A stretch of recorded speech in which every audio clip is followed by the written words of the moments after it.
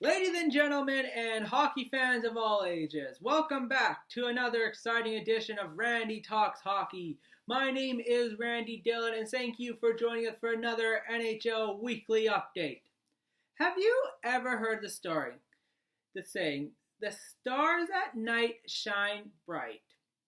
Well, they ain't shining bright in Dallas, ladies and gentlemen. The Dallas Stars have had an awful start to the season. They are 1-7-1. The big guys, they aren't getting it done. Sagan, 2 goals in 4 points.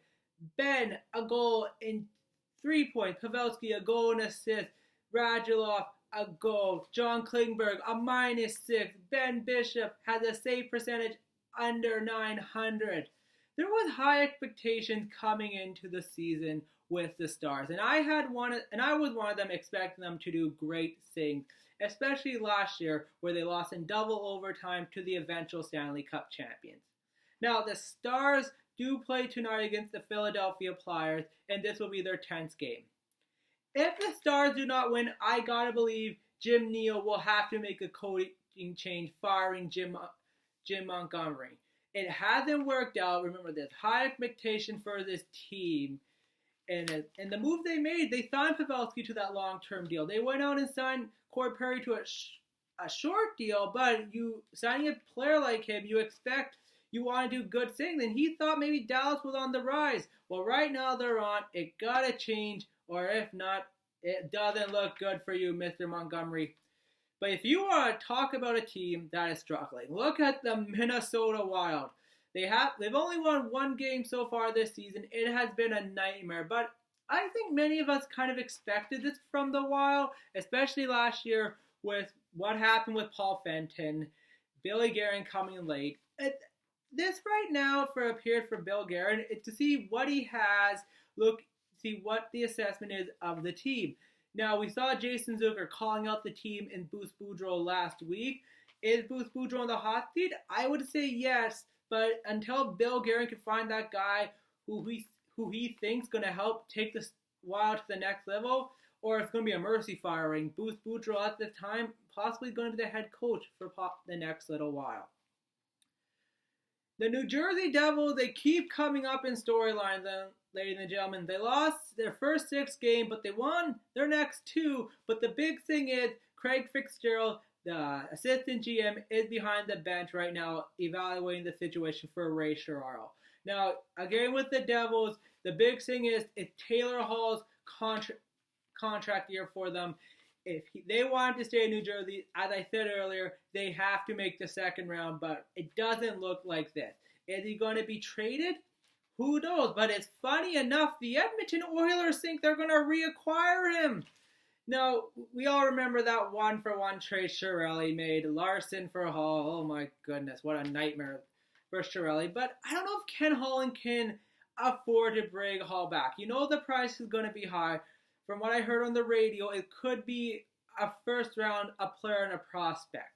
Now, are the Oilers okay giving up their first rounder? Maybe a player like Nugent Hopkins and a high-end prospect like Philip Broberg or Evan Bouchard? I don't think so.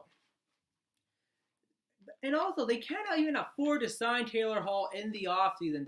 They don't have match cap, and Darnell Nurse needs a contract at the end of the offseason. So anything can happen in hockey. We saw it with Gretzky and other players, but at this moment, I don't see Taylor Hall returning to Edmonton.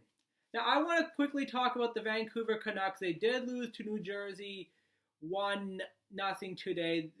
And the surprising thing was they're getting good goaltending from their backup, Thatcher Demko.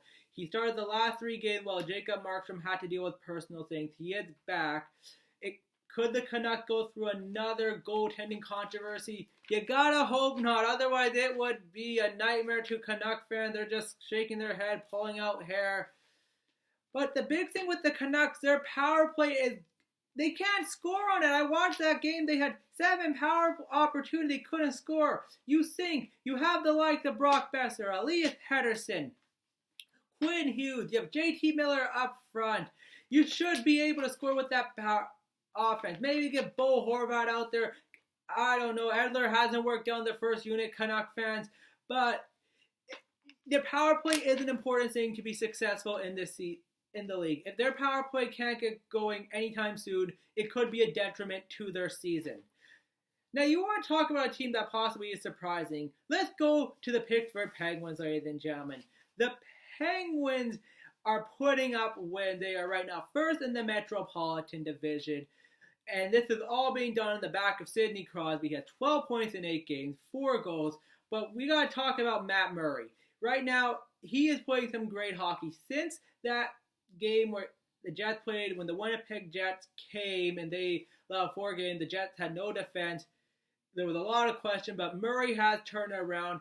In his last 4 games, he's won, but in 3 of the 4 games, he's given up 2 or less goals. The defense is getting it done, so good job for you, Pittsburgh. We'll see if you guys can continue it. The Buffalo Sabres are once again on to another hot start. Like last year, they were on a hot start. They won 10 games, and about time November, they were first in the East. The question is for Buffalo, can this continue for them? Now, we all saw what happened last year. They fell off the face of the earth. Can Ralph Kruger keep this all together? They are getting great player from Olofsson. Their young rookie, Carter Hutton, giving them decent goaltending. Jack Eichel, Sam Reinhart, they're putting up the points. I wish I drafted my fantasy pool. Oh well. But the Sabres are on the right start. But can it continue? Now, in the NHL, there's something we call changing of the guard. It could be a forward, defense, coach, management, or even goaltending. That could be happening with a few teams. The 2 teams I'm referring to are the Los Angeles Kings and the Washington Capitals. Now, Jack Campbell started the last 2 games for the Kings. I thought he would start tonight, but it looks like Johnson Quick will return to the pipes. He has not been good for the Kings. The Kings, they might want to trade him up quick. He's not quick like, he's not making no big saves. He's allowing goals in about bad time, too many bad goals. We know the Kings aren't transitioning, but Drew Doughty has called out his team many a time. He's calling out other players like Matthew Tkachuk as he and the Flames will battle doubting the Kings while wondering if the league sent a memo. Hopefully some fireworks, some heavy boxing or fighting there. We saw what happened the last game. Tkachuk scored late. Doughty scored the overtime winner. You couldn't write it any better. We'll see what happened. Now the other team with the change of the guard net could be in Washington. Ilya Samsonov did make a surprising start this week against the Leafs. He played good. This is interesting because Braden Holtby, it is a contract year for him. Can the Caps afford him to come back? The only thing I worry about the young goalie giving him the reins is you need some help. Like if the Caps can afford to get a backup that can play 40 games, help out Samsonov, then great. But if not, you don't want to ship out Holtby, get a good piece, and Samsonov struggles, you're kind of screwed there. We'll see what happened to Washington. Holtby did start last night for the Capitals, did lead them to a win. We'll see how the tandem in Washington works out. Now, the final thing to talk about is going to be in Toronto. John Tavares is out with a broken hand or finger. He's out for 2 weeks. This is a big, interesting moment for Kyle Dubas. Remember, last year they had Kadri. You can put Kadri in that second line slot, no problem. Well, now you have a young player like Kerfoot. You acquired Jason Spezza. Are you deep enough through center? We'll wait and find out as the Bruins are battling the Leafs in a rematch. It's the first time these 2 teams meet since last year, first round, and with another exciting first round. We'll see if we get it. We'll probably get it again because of the dang playoff format, but hey, it's good hockey to watch. Anyways, that's all I got for you, ladies and gentlemen, this week. We'll be back next week with another NHL update, maybe other stories as the week broke out. As always, follow me on Twitter at Randy Dillon. Throw me some questions your way. Subscribe to the channel. And always remember, watch some hockey.